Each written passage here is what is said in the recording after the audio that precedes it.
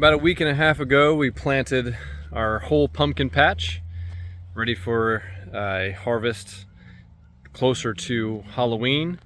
And like I said, only about a week and a half has passed, and now here's a progress video for over 100 seeds planted in San Antonio, Texas, with the temperatures hitting 100 degrees constantly each day and no rain.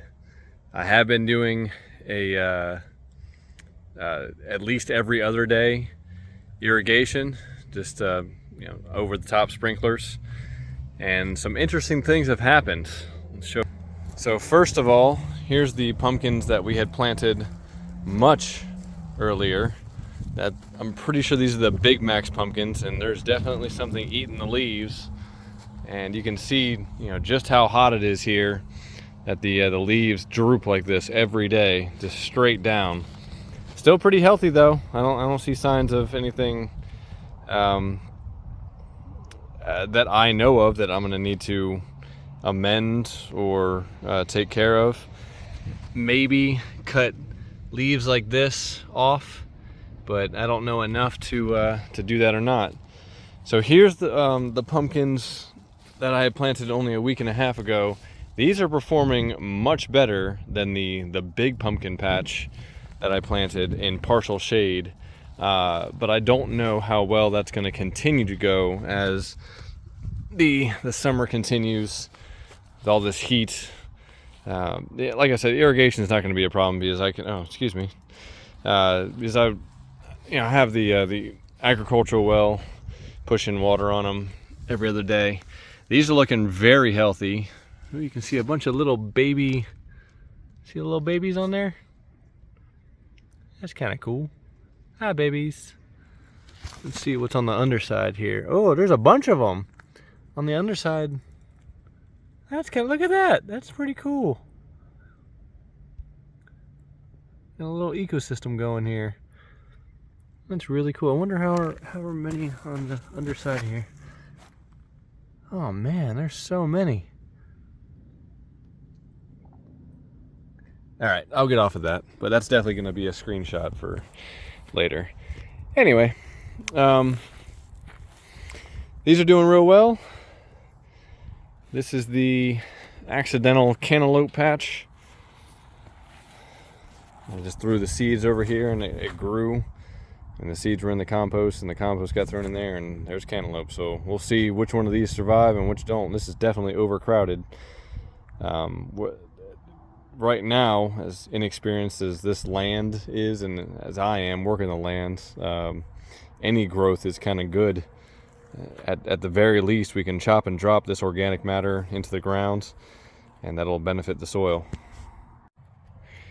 Planted on the same day as the ones we just saw is this whole section here, and you can see that it is not thriving nearly as well. I do not know if it has something to do with the soil. I put about the same amount of wood chips kind of on the top of at least half of these. Looks like more like 2/3 of these. This one, and then over there. But these are not doing quite as well. They're not thriving and growing quite as fast, which might benefit them in the long run. I don't know. But they're doing fine-ish. They are growing. And we have about, I would say at least 2 per mound, because I put 3 seeds in each mound. And see, there's 2 of them in that mound, 3 of them coming up in that mound. It seems, see, these are over here in the more sun than we have over there. It seems like these do much better in full sun as opposed to the ones that are shaded for a little bit longer than the ones that are in full sun, because the ones that we saw earlier were in full sun, no shade whatsoever throughout the day. But we will see as time goes that if that's to its the detriment of the plants to be that exposed or not. These are just babies still, but still pretty cool. pumpkin patch coming up. One of the people who commented said we're gonna have gobs of pumpkins, and just jogged my memory of the kind of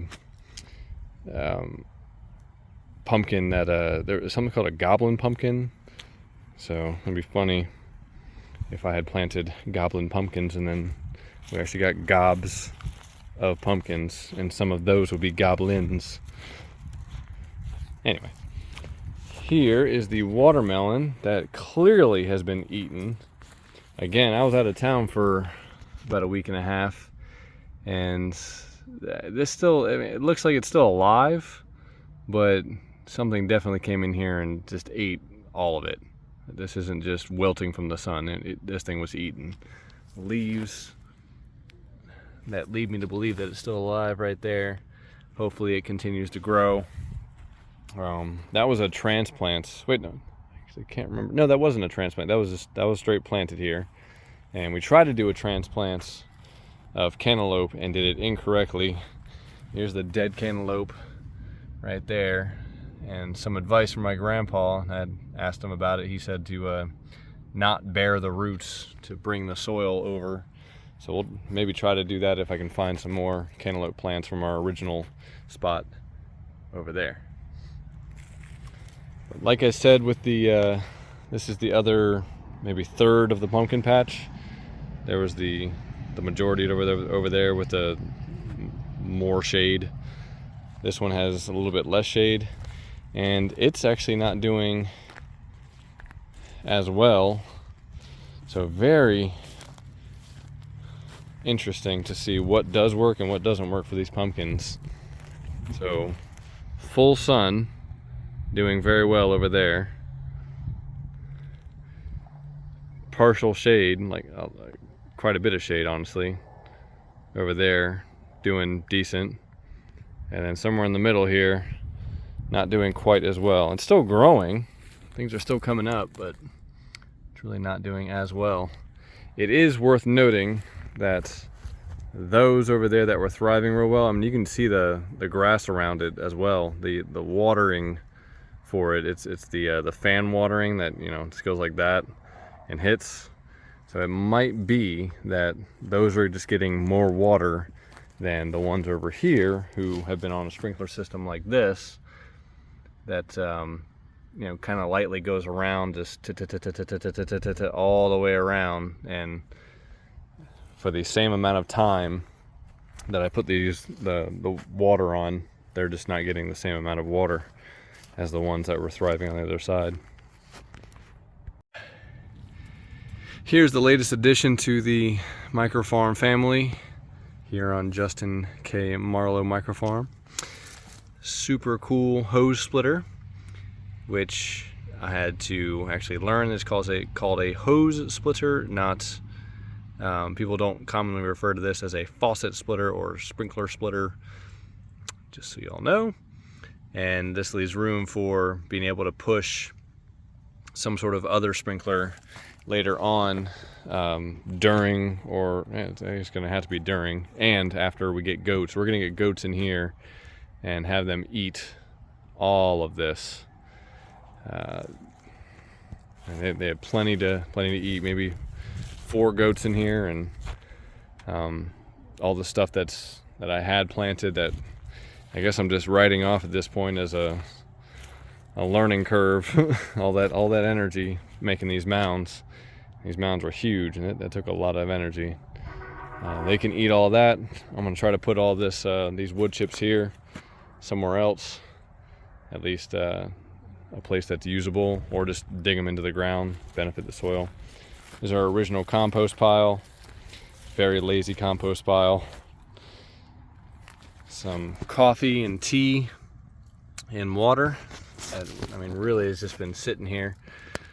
I used up the first batch of that to put into the pumpkin seedlings, or really just when we seeded the pumpkins, you know, direct sowing. I put that bit on there for fertilizer. Oh wait, no, we didn't do that. We put coco coir, so coco coir pith, as the bed for those, and I used this right before I left for my trip to make sure that they have enough nutrients while I was gone, and they wouldn't be lacking in nutrients and water. Our house sitter did a really good job though, coming over and turning the water on, so I'm really thankful for that. Thank you everybody for viewing this video and all the other videos. As time goes, this micro farm will continue to grow itself, and hopefully the channel grows along with it. Again, this channel is just another effort to, as soon as possible, get to being able to do this full time. As I sincerely, I darn near don't want to do anything else but this pretty much all day and all night. So yeah, just thank you for viewing. Thank you for subscribing and liking. Thank you for sharing. I'll see you next time.